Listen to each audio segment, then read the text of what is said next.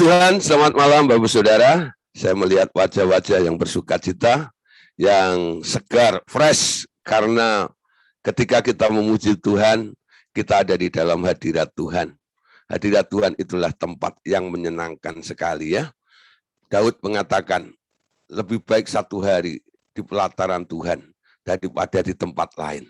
Nah, kerinduan yang sama bangun dalam kehidupan kita, bahwa itulah yang kita harapkan dan kita rindukan selalu di dalam kehidupan kita, mengalami hadirat Tuhan dalam hidup kita. Amin. Nah, Bapak Saudara, puji Tuhan. Malam hari ini kita akan lanjutkan ya pelajaran kita dengan tema Gereja Tuhan Yesus Kristus.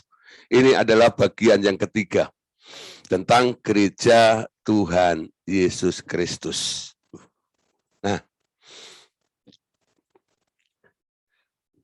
kita lihat ya, kemarin sudah kita bahas. Ada gambaran hubungan Kristus dengan gerejanya. Kitab Perjanjian Baru menggambarkan hubungan Tuhan Yesus dengan gerejanya. Di situ ada dalam 7 lukisan yang digambarkan oleh Tuhan Yesus. Kemarin sudah kita bahas 2 ya. Yang pertama adalah Yesus adalah gembala dan gerejanya adalah dombanya. Amin. Nah, masih ingat enggak apa yang dilakukan oleh Tuhan Yesus, apa yang menjadi kewajiban Tuhan Yesus kepada dombanya, dan apa tanggung jawab dan kewajiban daripada domba supaya klop dalam hubungan ini, ya, sinkron. Yang kedua, saudara, tentang pokok anggur dan carangnya. Nah, kita tahu di sini Yesus adalah pokoknya dan Anda adalah carangnya. Di sini pengusaha Bapak di surga menanam Yesus sebagai pokok anggur di bumi ini, dan Anda yang nempel di dalam Yesus, Anda harus dituntut supaya menghasilkan buah. Amin. Nah, sekarang bagian ketiga. Hubungan Yesus atau Kristus dengan gerejanya. Yesus sebagai batu penjuru dan gerejanya sebagai bangunannya, ya. Yesus batu penjuru. Nah, Bapak Saudara, mungkin bapak-bapak khususnya tahu apa itu batu penjuru. Tapi nggak semua laki-laki, bapak-bapak itu tahu itu batu penjuru. Apa sih batu penjuru itu? Walaupun Anda mengenal, sering mendengar di gereja tentang istilah atau kata batu penjuru. Yesus itu batu penjuru. Apa artinya batu penjuru itu? Kalau tukang bangunan pasti tahu. Mereka tahu batu penjuru itu apa. Batu penjuru adalah batu yang diletakkan pertama kali biasanya di paling pojok sudut gitu ya.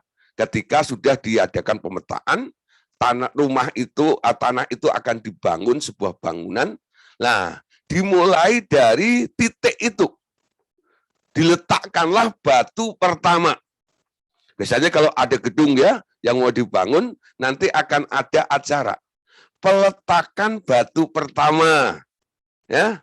Nah, nanti pemimpinnya, ownernya, dia yang meletakkan itu batu itu ya. Nah, mungkin dibantu dengan apa gitu, diletakkan di satu tempat, lalu diresmikan. Di sini akan dibangun gedung ya dengan lantai 21. Ya, tapi Anda lihat, si owner itu dia hanya meletakkan batu kira-kira ya cukup besar sih. Kalau mengangkat itu ya cukup berat gitu. Tapi cuma ditaruh di situ. Nah, Anda bisa mendapat gambaran apa? Dengan batu yang satu diletakkan di situ dengan tujuan nanti akan berdiri di tempat itu sebuah gedung yang megah. Bangunan 21 lantai. Punya gambarannya atau enggak? Pasti enggak punya gambarannya, bukan? Begitu juga banyak, saudara. Orang-orang ya tidak pernah memahami, tidak pernah mengerti. Ketika Yesus menunjuk Petrus, lalu dia katakan, di atas kamu, di atas Petrus ini, aku akan mendirikan jemaatku. Dan kuasa alam maut tidak dapat menguasainya. Apa korelasinya? Antara si Petrus yang baru diganti namanya dari Simon menjadi Petrus, lalu Tuhan punya plan yang begitu hebat. Wow! Sebuah gereja di mana kuasa dari alam maut tak mampu menguasainya.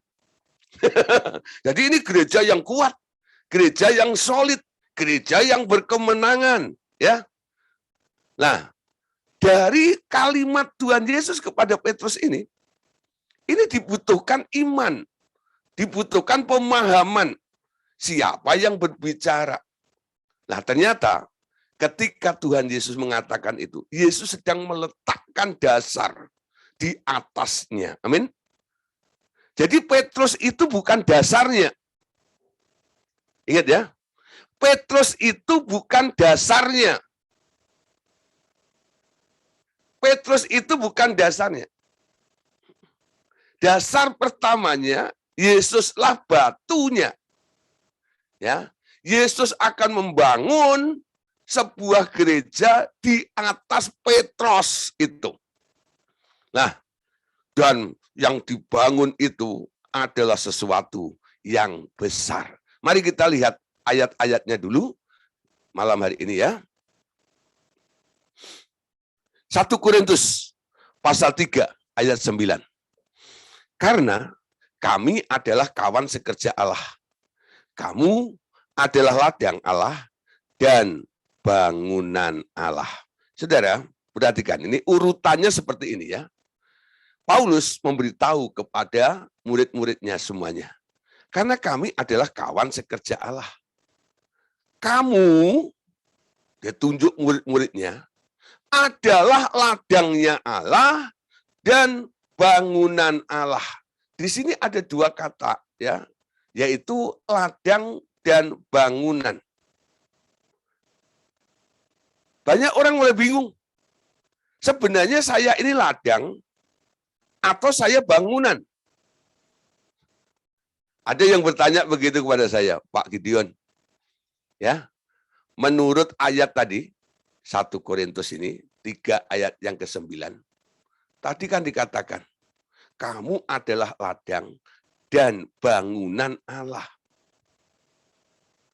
Ladang, itu adalah tempat untuk menabur benih. Sehingga tumbuh sebuah tanaman, betul? Bangunan, apa hubungannya dengan ladang? Apa hubungannya dengan ladang? Nah, umpama nih saudara ya, kalau diganti sedikit, ya, nanti Anda pasti lebih mengerti, bisa lebih menerima. Umpama nih dibilang gini, kamu ladang, ya, dan tanamannya, karena Tuhan mau menghasilkan sesuatu. Nyambung sedikit ya. Tapi ayat itu nggak bunyi seperti itu. Kamu ladang dan bangunan. Apa artinya? Kenapa Paulus menjelaskan, memberitahu jemaat di Korintus kala itu, bahwa jemaat yang dilayani oleh Paulus itu diberitahu oleh Paulus, kalian semua ini adalah ladangnya Allah, dan kalian ini semua juga bangunan Allah. Ini hal yang berbeda. Memang ketika kita pertama, ya, berjumpa dengan Tuhan Yesus, diselamatkan, Anda dijadikan ladangnya Allah. Di mana Allah butuh hatimu untuk dia masuk. Ladang itu tempat untuk menabur benih, bukan? Disitulah benih Yesus akan tertanam. Anda sebagai ladangnya. Ladang yang ditaburi dengan gandum disebut ladang gandum, betul? Ladang yang ditaburi dengan jagung akan disebut ladang jagung.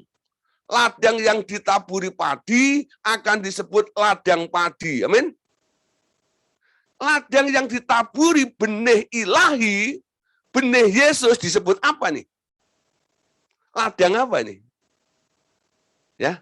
Nah, untuk terjadi multiplikasi, Yesus yang baru yang akan tumbuh, setiap orang yang percaya, Yesus rela masuk, Wahyu 3 ayat 20.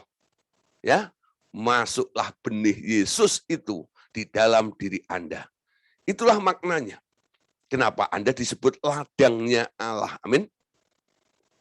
Kenapa? Allah mau menanamkan sesuatu, yaitu benihnya. Yesus ditanam di dalam diri Anda. Karena Anda semua adalah ladang-ladangnya Allah. Amin. Nah, sebagai ladangnya Allah, karena sudah menerima benihnya Yesus, sekarang ladang itu harus menumbuhkan Yesus berikutnya, sampai Yesus itu berbuah melalui hidup Anda. Amin. Nangkep, saudara. Ya, Yesus harus sampai berbuah di dalam diri Anda. Oke? Nah, setelah itu, Tuhan bukan hanya menjadikan Anda sebagai ladang, tapi Dia juga menjadikan Anda semuanya sebagai bangunan. Ini tahap berikutnya. Setelah proses pembenihan itu terjadi, selesai di dalam diri Anda, lalu Tuhan punya plan berikutnya di dalam diri kita ini. Plan berikutnya adalah Dia mau menjadikan Anda sebagai bangunan Allah. Amin. Nah, sebuah bangunan atau sebuah rumah dibuat untuk apa? Untuk didiami. Sebuah kantor dibuat untuk apa? Nah, untuk bekerja. Amin. Nah, kita tahu kenapa Anda adalah bangunan Allah tersebut. Kita perhatikan ayat berikutnya tentang bangunan. Efesus 2 ayat 19 sampai ayat yang ke-22. Demikianlah kamu bukan lagi orang asing dan pendatang, melainkan kawan sewarga dari orang-orang kudus dan anggota-anggota keluarga Allah yang dibangun di atas dasar para rasul dan para nabi, dengan Kristus Yesus sebagai batu penjuru. Di dalam Dia tumbuh seluruh bangunan rapi, tersusun menjadi bait Allah yang kudus di dalam Tuhan.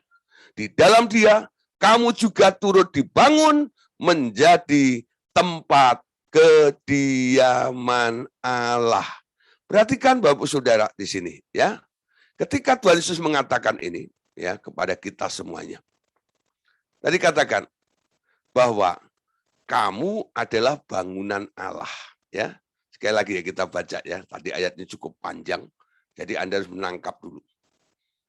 Tuhan katakan, ayat 20 ya, yang dibangun di atas para rasul dan para nabi dengan Kristus Yesus sebagai batu penjuru.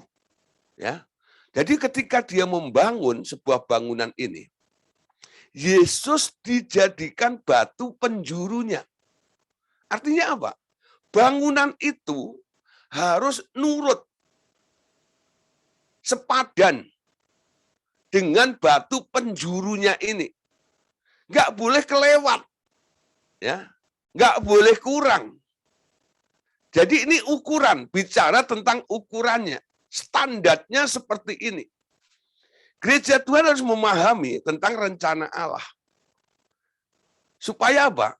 Rencana Allah terjadi di dalam setiap kehidupan kita ini. Makanya gereja ini harus dibangun atas 5 dasar jawatan itu ya.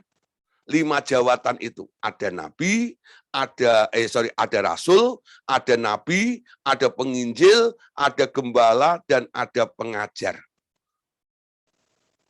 Jadi itu dilengkapi. Ketika gereja dibangun, gereja itu harus di dalamnya ada 5 jawatan ini yang beroperasi. Ada rasulnya, ada nabinya, ada penginjilnya, ada gembalanya, ada pengajarnya. Kalau gereja hanya diemban oleh seorang gembala tok, itu nanti jemaatnya hanya jadi jemaat kolokan. Kenapa? Gembala itu hanya membelai-belai saja, betul nggak ya?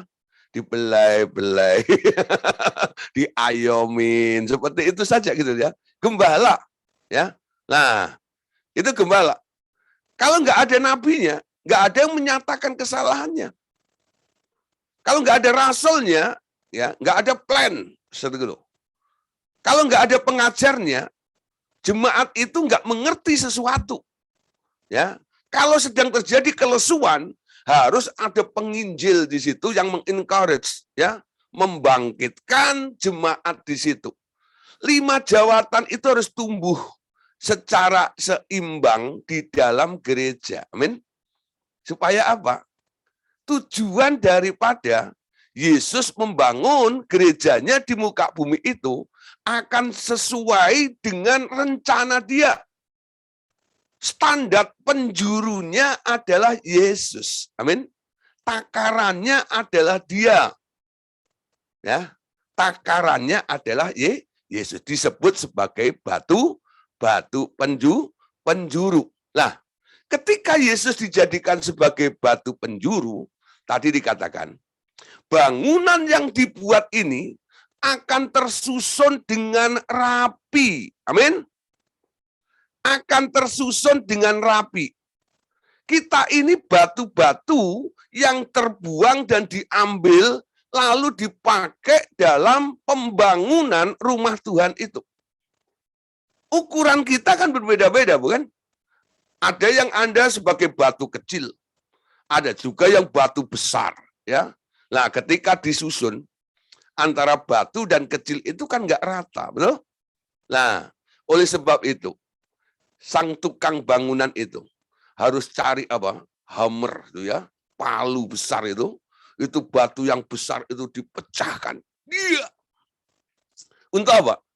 Pecahannya untuk menambah kekurangannya yang kecil. Tujuannya apa? Tujuannya supaya bangunannya nggak benjol sana, benjol sini.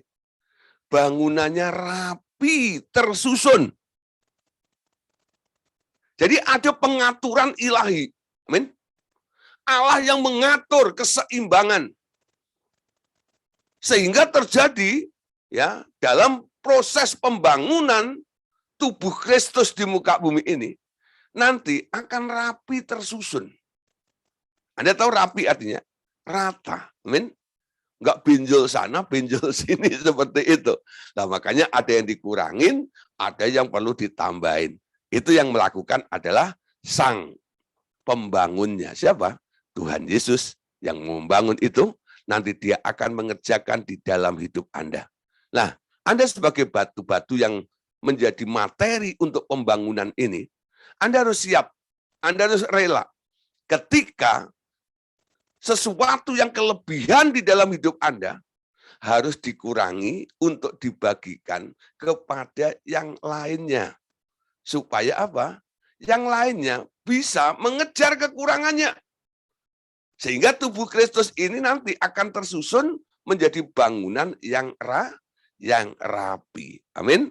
Ya, perhatikan tadi ya ayatnya. Katakan dalam ayat yang ke-21, di dalam Dia tumbuh seluruh bangunan. Rapi tersusun. Rapi tersusun. Amin. Menjadi bait Allah yang kudus di dalam Tuhan. Di dalam Dia, kamu juga turut dibangunkan menjadi tempat kediaman Allah di dalam roh. Amin. Nah, saudara, sekarang. 1 Petrus 2 ayat 5. Petrus, dia mengatakan atau memberitahu kepada kita semuanya, menganjurkan kepada Bapak, Ibu, Saudara semuanya malam hari ini, dalam 1 Petrus 2 ayat yang ke-5, dia katakan begini, biarlah kamu juga dipergunakan sebagai batu hidup untuk pembangunan suatu rumah rohani bagi suatu imamat kudus untuk mempersembahkan persembahan rohani yang karena Yesus Kristus berkenan kepada Allah. Amin. Jadi izinkan Bapak, Ibu, Saudara, hidup Anda, diri Anda dijadikan materi bahan bangunannya. Izinkan Paulus, hendaklah, biarlah hidupmu dipakai untuk menjadi materi pembangunan ini. Jadi ini butuh kerelaan bagi Bapak Ibu Saudara. Kalau Anda nggak rela ya sudah. nanti di dalam jemaat ini kita lihat, ada orang-orang yang berkomitmen dengan Tuhan. Ya, ketika kita mengiring Tuhan, orang-orang yang mengambil komitmen artinya dia siap untuk menjadi batu-batu yang akan dipakai oleh Tuhan untuk menjadi materi guna pembangunan rumah Tuhan ini. Kalau nggak mengambil komitmen, Tuhan nggak bakal ambil, saudara. Ya, Tuhan nggak bakal ambil. Tuhan nggak bakal pakai Anda menjadi batu untuk dijadikan bangunan. Dibutuhkan kerelaan. Tuhan, aku mau mensukseskan programmu itu. Sehingga pembangunan tubuh Kristus di muka bumi ini akan terjadi dengan luar biasa. Dan aku mau terlibat di dalamnya. Aku mau menjadi materi yang ada di dalam itu. Aku mau menjadi salah satu unsur yang ada di dalam tubuh Kristus yang akan berdiri di muka bumi itu. Ya. Nah, itu dibutuhkan komitmen Anda. Kalau Anda tidak berkomitmen dengan Tuhan, Anda tidak dijadikan batunya. Anda hanya penggembira. Anda hanya penonton. Ketika tubuh Kristus itu nanti sudah jadi, gereja itu sudah jadi yang dibangun oleh Tuhan, Anda bukan bagian di dalamnya. Anda hanya melihat, oh, itu toh gereja Tuhan Yesus Kristus. Tapi bukan Anda. Nah, jangan menjadi penonton yang budiman. Walaupun namamu si budiman, ya. Jangan menjadi penonton budiman. Ya, peramai. Chill readers, ya tuh, itu ya suka sorak-sorak. Hebohnya luar biasa. Kalau di gereja nyanyi itu lompat-lompat sampai setinggi plafon. Amin. Soraklah, haleluya. Keren. Soraklah, haleluya. Tapi kalau diminta untuk berkomitmen, nanti dulu. Karena orang yang berkomitmen, dia sudah nggak bebas lagi, betul nggak? Ya. Nah, ketika kita mengambil sebuah komitmen di sini, Tuhan akan terima Anda. Jadi anggota-anggota tubuh Kristus yang dibangun menjadi batu-batu bangunan itu adalah orang-orang yang sudah mengambil sikap, aku mau. Ya, aku mau terlibat dalam pembangunan gereja Tuhan ini. Nah, saudara, ketika Anda menyerahkannya, Anda akan dipakai. Ketika gereja itu jadi, Anda ada di dalamnya. Amin. Jangan jadi penonton yang budiman. Amin. Ya. Nah, saudara, sekarang ya, bukan berapa banyaknya jemaat di dalam gereja. Mungkin ada gereja yang besar, jemaatnya ribuan. Tapi belum tentu ribuan orang itu adalah orang-orang yang berkomitmen kepada Tuhan. Karena setiap ditantang untuk berkomitmen, orang mending kabur. Biasanya begitu ya. Mending kabur. Nggak usah komitmen dengan Tuhan lah. Disuruh ngisi database saja kadang-kadang. Apa-apaan sih? Begitu ya. Nggak usah lah. Nanti nggak datang ke gereja itu lagi. Udahlah. Jadi maunya jadi jemaat omnipresent gitu aja ya. Hadir di sana dan di sana, di sana, di sana, seperti itu ya. Lah merdeka, merdeka, suka-sukaku Tuhan.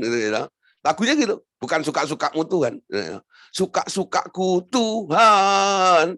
Ya, cari jadwalnya dulu. Minggu ini, ya. Siapa? Gereja itu ikut bahas siapa? Temanya apa? Oh, gitu ya. Milih-milih sendiri itu, ya. Banyak orang seperti itu ya. Nanti kita lihat tuh, kadang, kemarin kamu nongol di sono, karena kok nongol di sini, kamu tuh jemaat mana sih?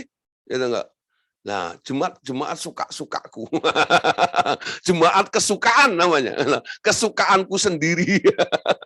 Kemanapun aku pergi, itu mauku. Ambil komitmen, saudara. Karena Anda ditanam, Anda dibangun di tempat itu. Anda didewasakan di tempat itu. Anda matang di tempat itu.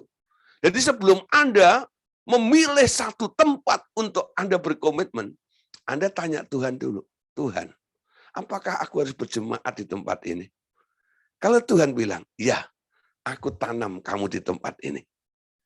Keadaan apapun juga, jangan keluar dari tempat itu. Ya, kenapa? Kalau Anda keluar, artinya Anda keluar dari rencana Allah. Anda ditanam, ketika ditanam itu nggak enak. Ya, batu yang ditanam untuk pembangunan itu nggak enak. Dia kehilangan apa? Kemerdekaan, kehilangan kebebasan. Karena dilem, pakai semen, terikat satu dengan yang lainnya. Kenapa hidupku harus bergantung kepada orang lain? Karena Anda punya hubungan.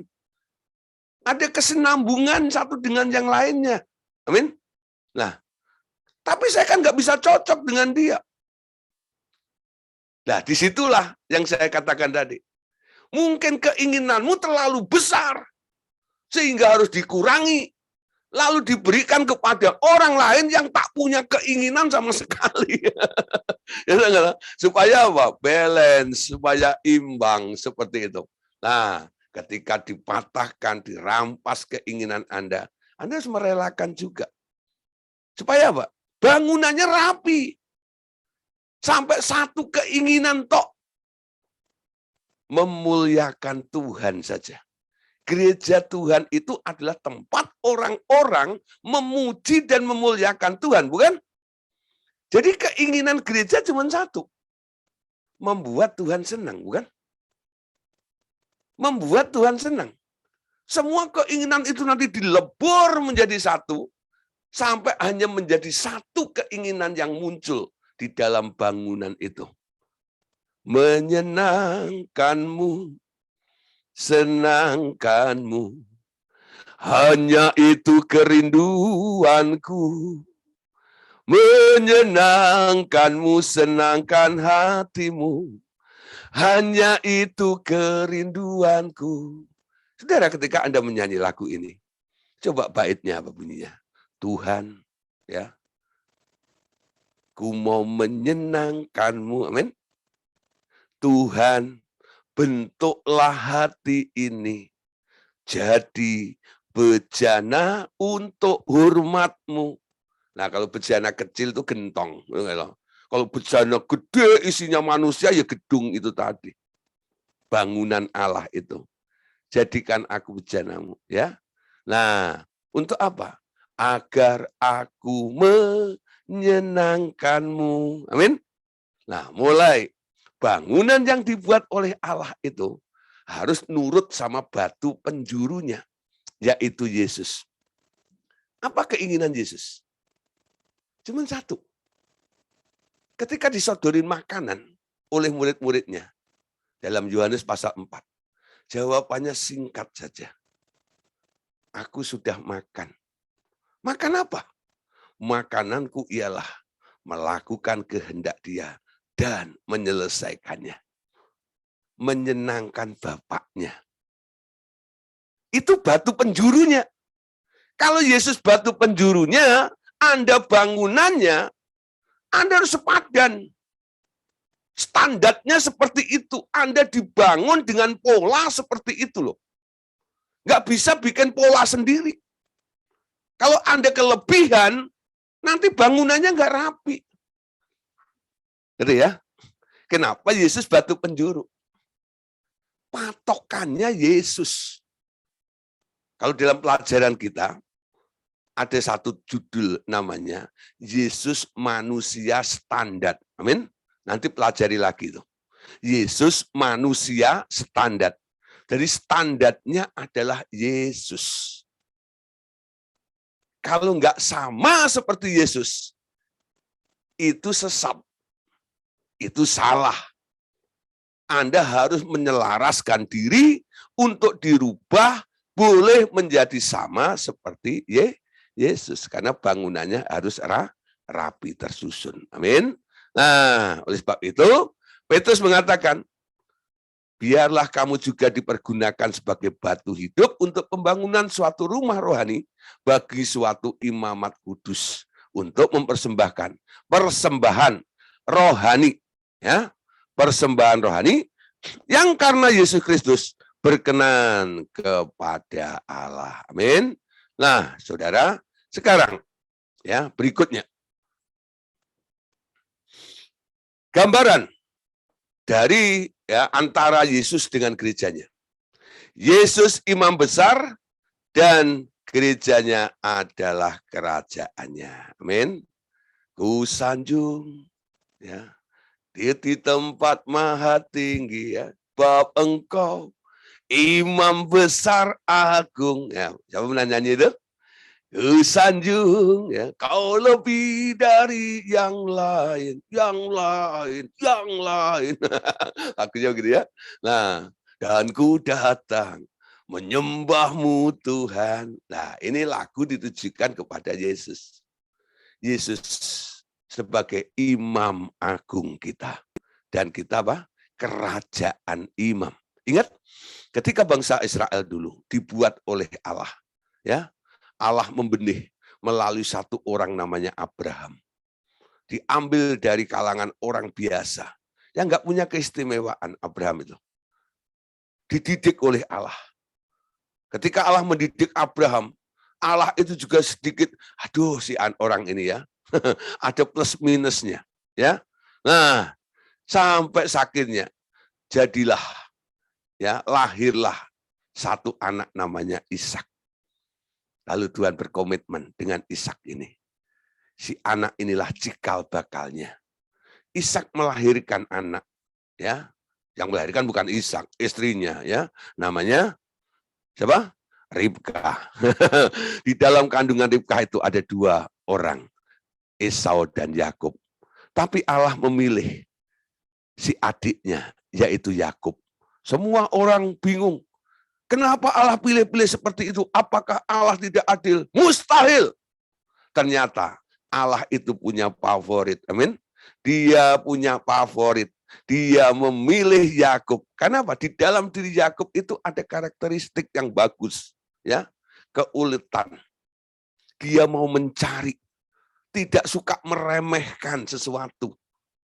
Itu yang ada di dalam Yakub. Dia tahu dia anak bungsu. Dia nggak punya hak kesulungan.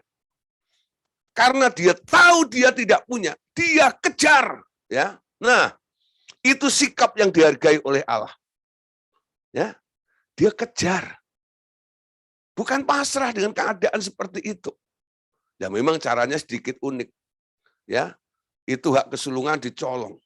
Lah kenapa dia nyolong? Ya karena di namanya penipu. Yakub itu artinya penipu. Makanya ketika di Peniel ketemu dengan Allah, Allah langsung hapus jejak rekodnya itu ya. Sekarang namamu bukan penipu lagi, bukan Yakub. Sekarang namamu adalah Israel. Anak Allah, Prince of God, ya, anak Allah. Disitulah mulai terjadi satu bangsa, namanya Israel. Nah, Yakub punya anak 12, laki-lakinya ya, perempuannya banyak, lakinya 12. Nah, yang memiliki milik pusaka itu hanya anak laki-laki. 12 itu Allah mulai membentuk, punya keinginan. Aku mau menjadikan bangsa ini bangsa imam. Amin. Kerajaan imam. Allahnya siapa? Rajanya siapa? Rajanya langsung Allah. Jadi ketika itu, sebelum Saul diangkat menjadi raja, bangsa Israel itu nggak punya raja. Teokratis namanya, kepemimpinannya. Allah langsung memerintah kepada bangsa itu. Ingat ya, kenapa saya ambil mundur dengan bangsa Israel ini? Dari gambaran bangsa Israel, Anda tahu rencana Allah sejak awal. Ketika dia membuat sebuah bangsa, dia mau bangsanya itu adalah bangsa imam. Sehingga kerajaan itu nanti akan disebut sebagai kerajaan imam. Begitu juga ketika Yesus kembali datang ke dunia ini, dia membawa kerajaan yang baru. Namanya kerajaan surga. Semua orang yang sudah tinggal di kerajaan dunia ini diselamatkan. Masalah selamat adalah masalah evakuasi. pindah tempat, pindah daerah. Anda dipindahkan ke dalam kerajaan anaknya yang kekasih. Sekarang kerajaan anaknya ini isinya yang masuk ke dalam kerajaan anak ini semua harus jadi imam. Amin. Anda tinggal di mana? Anda tinggal di kerajaan surga, kerajaan Tuhan Yesus. Anda harus bertumbuh menjadi imam.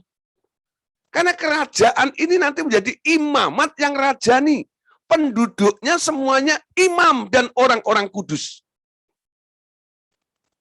Yesus sebagai imam agungnya, rakyatnya imam semua. Kalau dalam silsilah atau hierarki dari bangsa Israel, khususnya suku Lewi, itu suku Lewi diangkat menjadi imam ya. Karena rencana Allah gagal untuk satu bangsa, sehingga satu suku melayani satu bangsa. Satu suku ini, suku Lewi ini, Tuhan mengangkat pemimpin terbesar di situ. Namanya Harun. Harun itu menjadi big leaders-nya ya. Dia menjadi pemimpin besarnya. Dari semua anggota imam. Jadi seluruh penduduk atau rakyat orang Lewi itu semuanya statusnya imam. Imam itu ada tingkatannya. Ada imam besar, ada imam sedang, dan ada imam kecil. Yang enggak ada imam samudra. Nah, saudara, kira-kira Anda imam yang mana nih? Itu ya. Tinggal di dalam kerajaan Yesus. Rencana Allah kembali diulang. Penduduknya semua harus jadi imam. Amin. Nah, mulai belajar dari imam bagian bait suci itu kan ada halaman ya. Nah, imam-imam yang bekerja di halaman itu tugasnya apa? Mandiin kambing, domba yang mau dipotong. Nah, dibasuh di dalam kolam pembasuhan itu. Itu semuanya dibasuh dulu. Nah, itu tukang basuh itu, binatang-binatang yang mau dipersembahkan supaya harum, supaya wangi. Itu ada imam-imam yang khusus basuh itu juga. Ya. Nah, ada yang bagian motong, tukang jagalnya. Ya. Ada yang bagian tukang barbeque-nya, bakarin itu, korban bakaran. Ada yang bagian bersihin itu daleman itu ya, usus-ususnya, empelaati dan sebagainya itu ya. Itu bagian imam-imam juga yang mengerjakannya. Nah, ada pelayanan-pelayanan yang mungkin masih standarnya itu ada di halaman. Ada orang yang berkecimpung dalam pekerjaan Tuhan. Mungkin kerjaannya hanya melayani pelepasan aja gitu ya. Nah, pelepasan itu sebenarnya area ada di halaman. Ya. Tapi keren loh. Tengkengnya loh, nyah keluar dalam nama Yesus. Wow. Betul, ya. Tapi itu pekerjaan imam yang masih levelnya ada di halaman.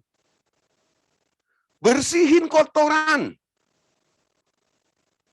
Dapatnya apa? Bukan dapat muntahu, tapi dapatnya muntahan. Itu kayak wah, dapat muntahan aja seneng, pamer gitu loh. Tadi muntah terus.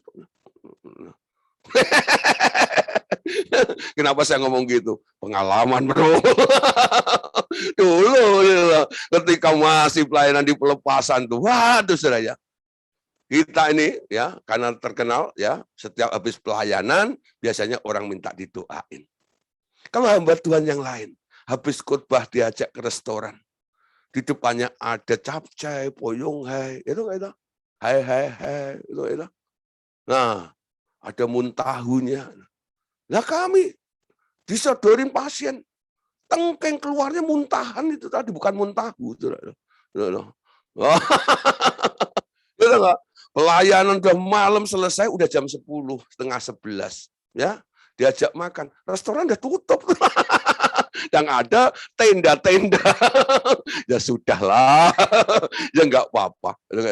Nah, makanya saya kenal ya, ada tenda-tenda di Blok S ya, ada di Sabang, di Jalan Sabang gitu ya. Itu kan buka sampai tengah malam ya.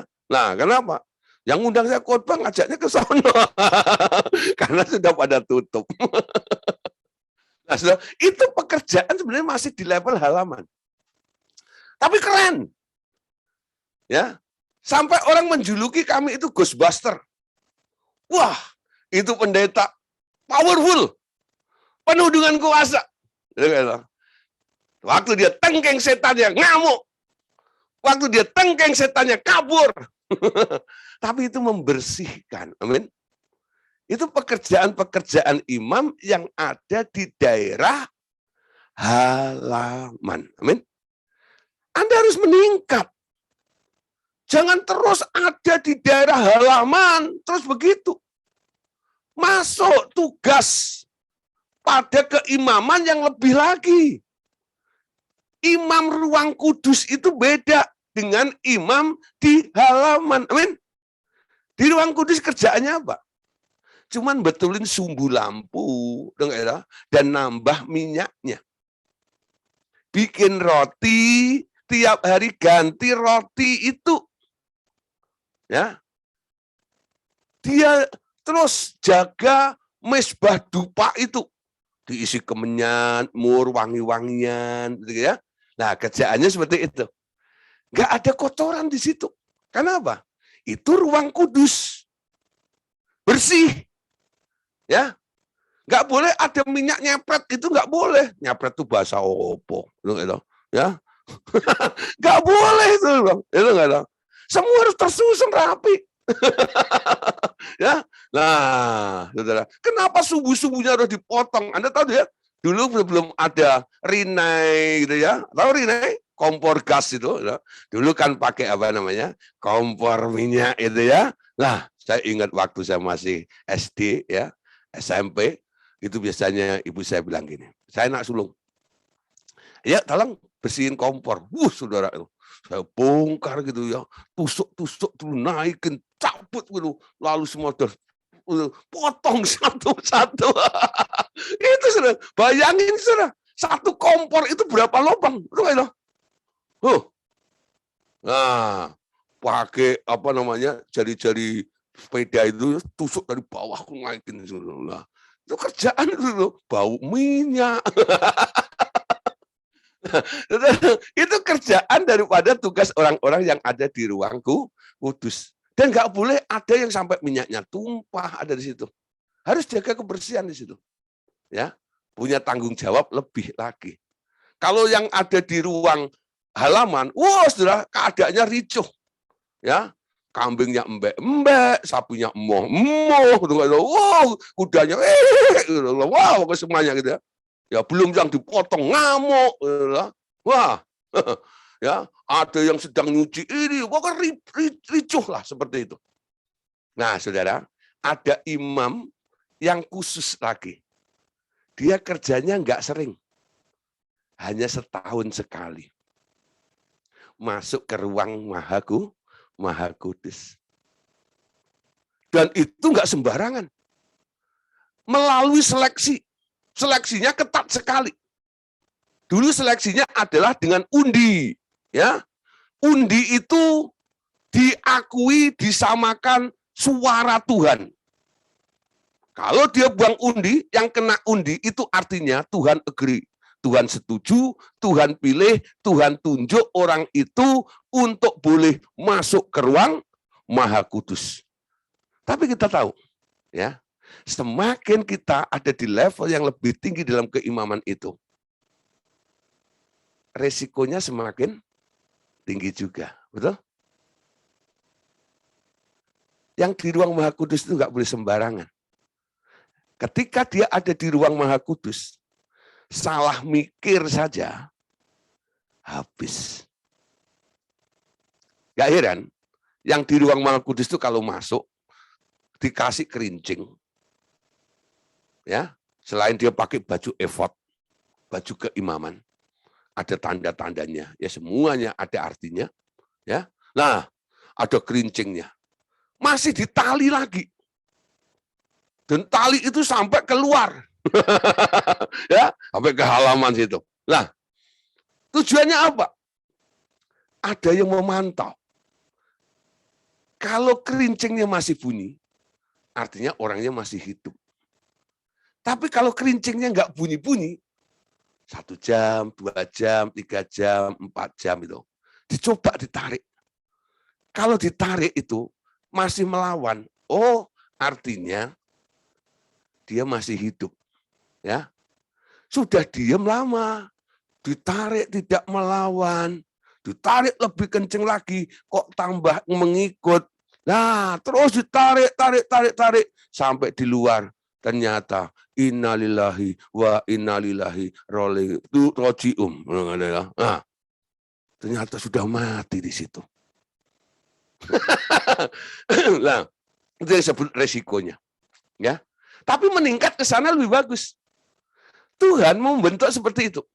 Dia sebagai imam agung, kita adalah kerajaan imam. Amin. Kerajaannya, isinya imam-imam semuanya. Tugas imam apa?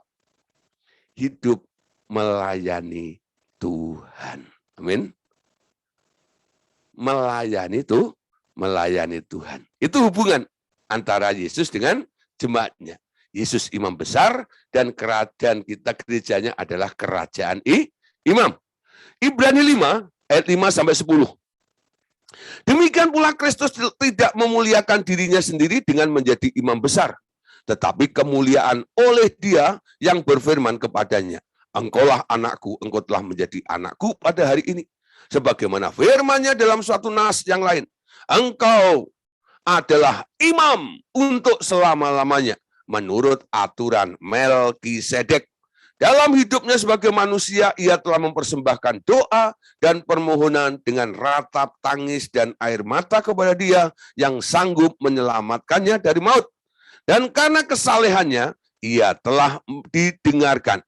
Dan sekalipun ia adalah anak, ia telah belajar menjadi taat dari apa yang telah dideritanya. Dan sesudah ia mencapai kesempurnaannya, ia menjadi pokok keselamatan yang abadi bagi semua orang yang taat kepadanya. Dan ia dipanggil menjadi imam besar oleh Allah menurut aturan Melkisedek. Ya, nah, saudara, perhatikan. Tuhan Yesus, ya standarnya. Yesus itu dipanggil keimamannya tidak memakai ya gaya atau keimaman seperti Harun. Dalam perjanjian lama itu ada imam, ada 2 tokoh imam yang terkenal, yaitu Imam Harun dan Imam Melkisedek. Imam Melkisedek itu sudah ada sebelum bangsa Israel ada. Kapan Imam Melkisedek itu muncul? Ketika suatu hari Abraham mendengar bahwa keponakannya, yaitu Lot, ditawan oleh 5 raja, ya, yang dipimpin oleh Kedorlaomer. Ketika mendengar bahwa Lot ditawan, dia kerahkan tentaranya. Tentaranya Abraham siapa? Yaitu gembala-gembala kambing domba itu. Ya, dia nggak punya army, ya, nggak tentara khusus gitu, nggak. Gembala kambing domba dikerahkan untuk apa? Merebut, ya, mengambil Lot dengan keluarganya yang ditawan oleh Kedorlaomer dengan CS-nya itu. Dan Tuhan memberkati, melindungi sampai akhirnya Abraham bisa memenangkan peperangan. Pulang membawa jarahan yang banyak. Ya, karena yang dikalahkan itu raja-raja, ya, orang kaya-kaya. Jadi ketika mereka dikalahkan, hartanya dirampas semuanya, dibawa pulang. Ketika di tengah jalan, ya, orang Jawa bilang, ujuk-ujuk. Nah, apa itu ujuk-ujuk? Ya, mak jedus. Nah, bos apa lagi tuh? Ya, ujuk-ujuk. Ya, kalau orang Jogja bilang, mak jedus. Tiba-tiba Ya, ada yang menyongsong, menyambut. Lalu dia cuma berkata, diberkatilah kiranya engkau yang telah memberi, diberkatilah kiranya engkau. Allah telah memberikan kau kemenangan dengan perkara yang besar, gini dan sebagainya. Ya, nah, siapa itu? Melkisedek ini. Dan anehnya, Abraham langsung ngeh. Ini imam nih. Lalu Abraham langsung kode pasukannya. Hitung jaraknya tadi berapa? Oh, dapat 10 M. Ya. 1 M kasih ke Melkisedek. Persepuluhan. Dapat 10-an ya, langsung nih kasih ke situ. Lah, saudara, siapa yang mengangkat Melkisedek jadi imam? Ada nggak ayatnya? Anda cari nggak ada. Kapan dia diangkat secara resmi disaksikan oleh jemaat ini? Nggak ada. Tadi saya bilang ujuk-ujuk ketemu di depan Abraham itu, lalu Abraham ngerti itu ada seorang imam. Kalau Harun itu ditahbiskan, betul nggak ya? Ditahbiskan. Sehingga diakui secara umum, ini suku imam. Pokoknya kalau ngomong Lewi itu semua selalu ya korelasinya hubungannya dengan imam. Ini adalah suku imam, suku imam. Tapi Melkisedek enggak. Sehingga Alkitab mencatat Melkisedek itu dikatakan ya, dia tidak berbapak, dia tidak beribu. Wow, malah bingung lagi nih. Dia lahir dari apa? Dari batu. Bukan. Ada beberapa orang tanya, Pak, itu ayat kok ngomong bahwa Melkisedek itu tidak berbapak, tidak beribu, berarti nggak punya bapak, nggak punya ibu ya? Bukan. Dia tetap lahir dari perempuan. Dia punya bapak secara jasmani. Yang dimaksud ayat itu adalah tentang pengangkatan keimamannya. Dia menjadi imam bukan karena keturunan. Bukan.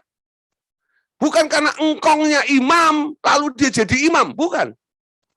Karena dapat warisan. Bukan, saudara.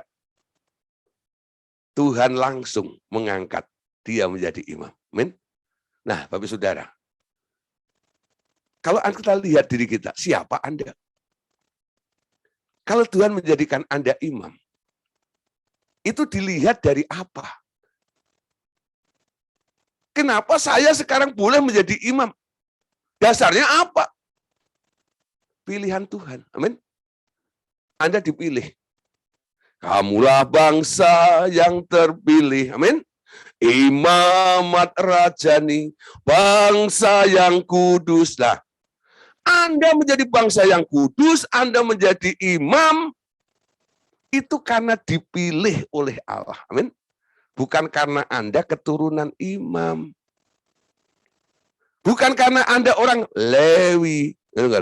Pak, saya kan orang Purwokerto.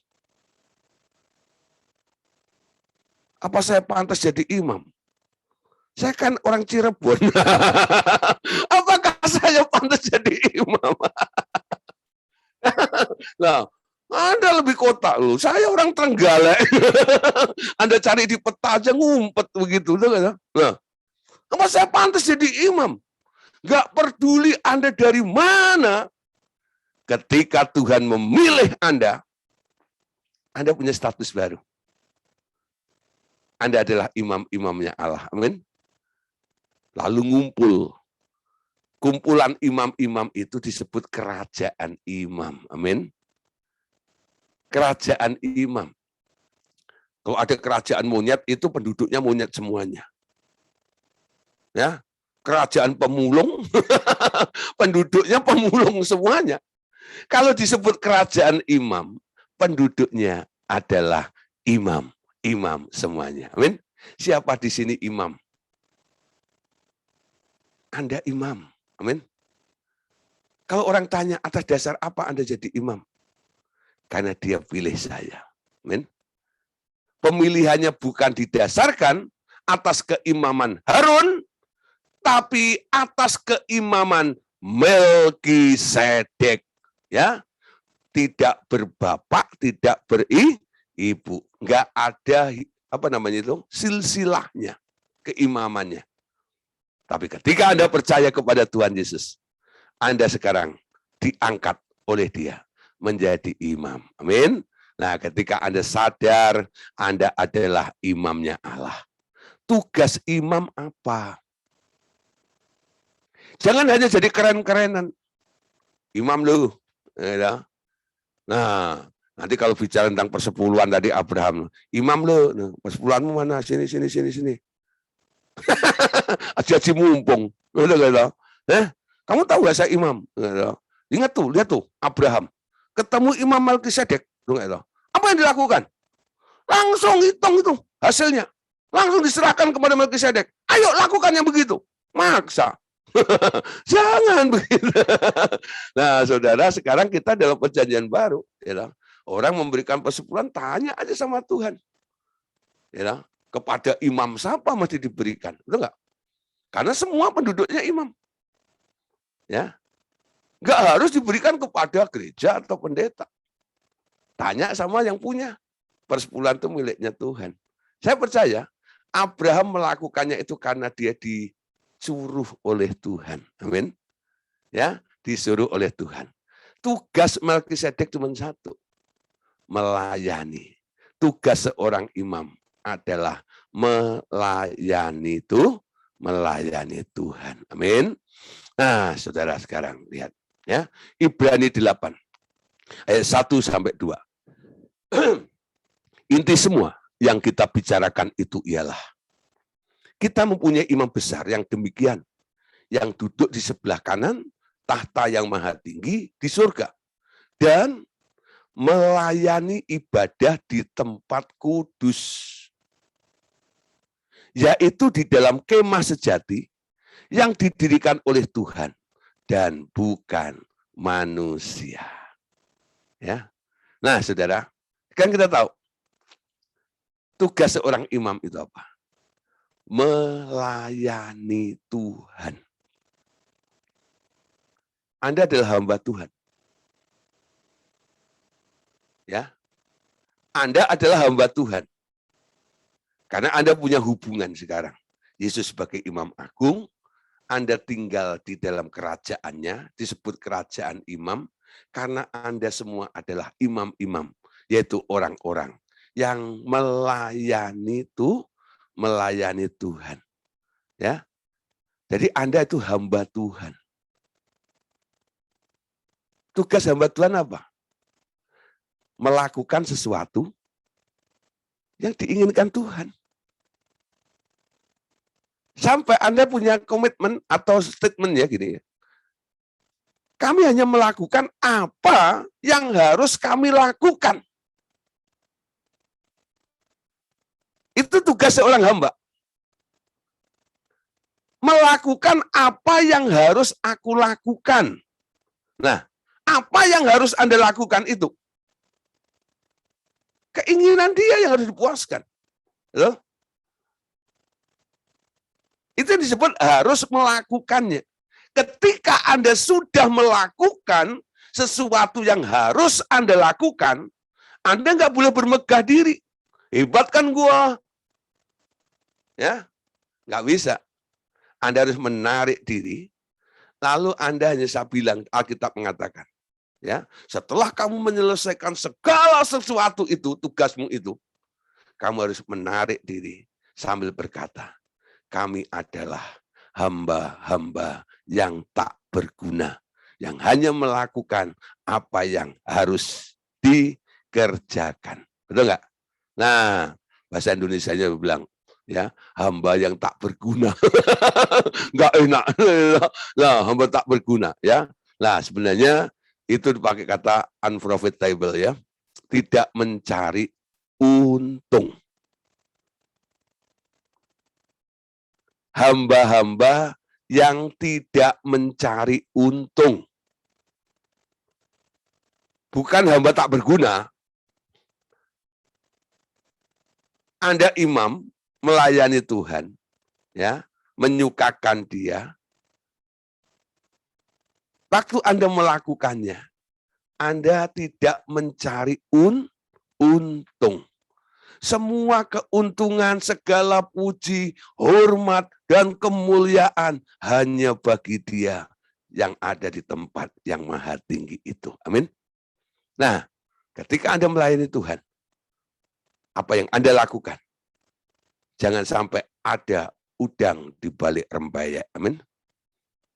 Nah, jangan terbesit motivasi sedikit. Supaya Anda terkenal, supaya orang ya memberi sesuatu kepada Anda. Jauhkan niat-niat seperti itu. Jangan pernah memanipulasi pelayanan. Ketika pelayanan Anda manipulasi, motivasinya rusak. Catat baik-baik ya. Ketika pelayanan Anda, ketika Anda memanipulasi sebuah pelayanan, motivasi Anda dalam melayani akan rusak. Tidak tulus. Karena rusak, tidak tulus. Apa yang Anda lakukan tidak berkenan kepada Dia. Amin. Betul. Ya. Sekali lagi ya. Jadi jangan pernah memanipulasi sebuah pelayanan. Ketika pelayanan Anda manipulasi, motivasinya akan rusak. Ketika motivasinya rusak dan salah, apa yang Anda lakukan, apa yang Anda kerjakan, tidak berkenan kepada Tuhan. Amin. Nah, sadar ya, hubungan gereja itu sebenarnya harus diarahkan ke sini. Punya tanggung jawab besar. Bertumbuh. Kumpulan-kumpulan orang yang menyebut dirinya gereja itu adalah para imam.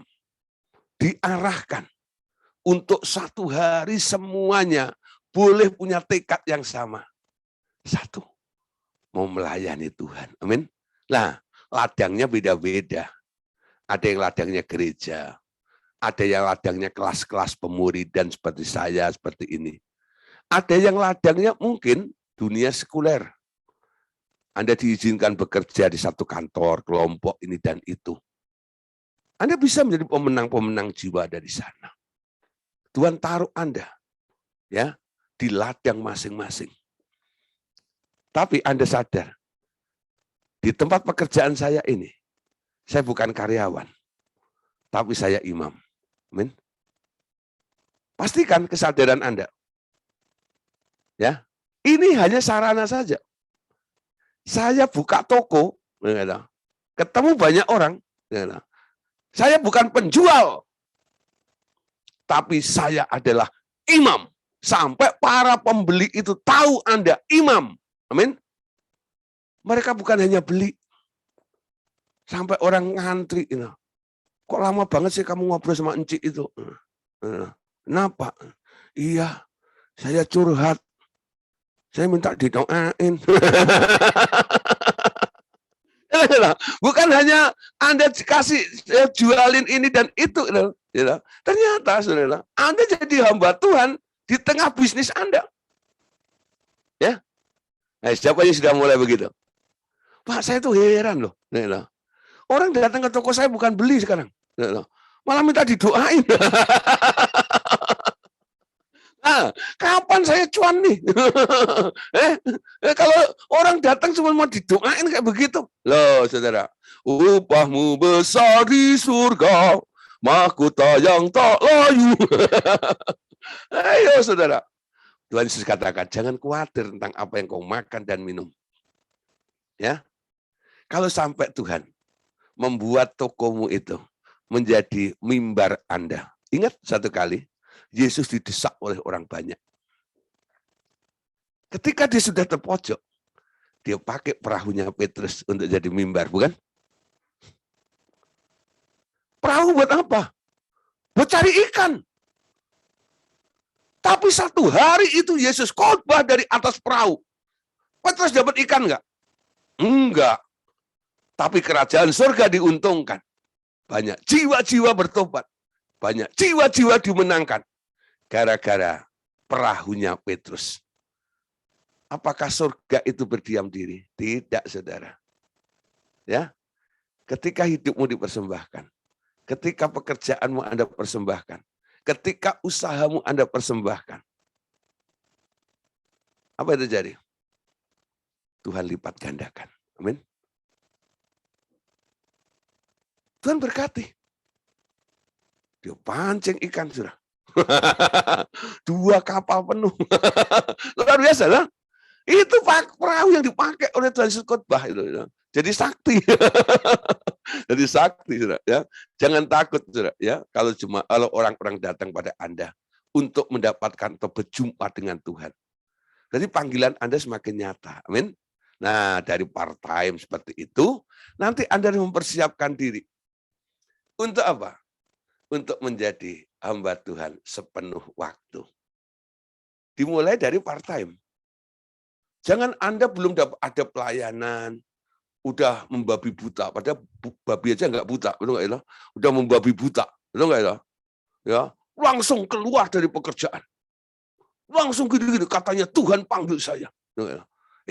Setelah keluar, nggak ada income, nggak ada begini, nuntut sama gereja, sama yayasan itu, loh, jadi beban malahan, betul nggak ya? Nggak bisa begitu. Ada timingnya. Sampai Anda tidak membebani sebuah organisasi. Anda sudah bertumbuh. Ya. Nah, jangan gegabah. Cepat-cepat udah gitu. Tunggu waktunya Tuhan. Ketika Tuhan bilang, sekarang lepaskan segala sesuatu. Aku memakai kamu sekarang bukan tebarkan jalamu ya untuk apa? Meraih jiwa-jiwa. Dulu untuk ikan, murid-muridnya akhirnya dibuat full time oleh Tuhan. Tapi itu juga butuh waktu. Imam itu 100% nanti hidupnya dimiliki dan dipersembahkan untuk Tuhan. Amin. Oke, Bapak Saudara, puji Tuhan. Malam hari ini kita merambat hubungan Kristus dengan jemaatnya. Ya, jadi sudah ada 4 ya yang kita bahas. Masih ada 3. Ya, 3 besok. Amin. Ya. Nah, yang 3 itu seru. Pastikan Bapak Saudara jangan ketinggalan. Ya, sudah tahu yang keempat 4 hal. Nah, yang 3 kalau nggak tahu kan kurang namanya. Ajak teman-teman yang lain untuk bersama-sama belajar kebenaran firman Tuhan. Amin. Oke, Bapak Saudara. Nah, besok kita lanjut ya. Oh, masih ada 1 lagi ya. Oh ya. 1 ayat lagi. Sorry. 1 Petrus 2, 5-9 ya. Dan biarlah kamu juga dipergunakan sebagai batu hidup untuk pembangunan suatu rumah rohani bagi suatu iman kudus untuk persembahkan persembahan rohani yang karena Yesus Kristus berkenan kepada Allah. Sebab ada tertulis di dalam kitab suci, sesungguhnya aku meletakkan di Sion sebuah batu yang terpilih, sebuah batu penjuru yang mahal, dan siapa yang percaya kepadanya tidak dipermalukan. Nah, ini ayat ini tadi penjelasannya sudah saya uraikan ya. Karena itu, bagi kamu yang percaya, ia mahal. Tetapi bagi mereka yang tidak percaya, batu yang telah dibuang oleh tukang-tukang bangunan telah menjadi batu penjuru juga, telah menjadi batu sentuhan dan satu batu sandungan. Mereka tersandung padanya karena mereka tidak taat kepada firman Allah, dan untuk itu mereka juga telah disediakan. Tetapi kamulah bangsa yang terpilih, imamat yang rajani, bangsa yang kudus, umat kepunyaan Allah sendiri, supaya kamu memberitakan perbuatan-perbuatan yang besar dari Dia yang telah memanggil kamu keluar dari kegelapan dan kepada terangnya yang ajaib. Amin. Oke, kita tutup dengan ayat itu sebagai peneguhannya. Kamulah bangsa yang terpilih, imamat yang rajani. Amin. Oke, Tuhan Yesus memberkati kita semuanya. Amin.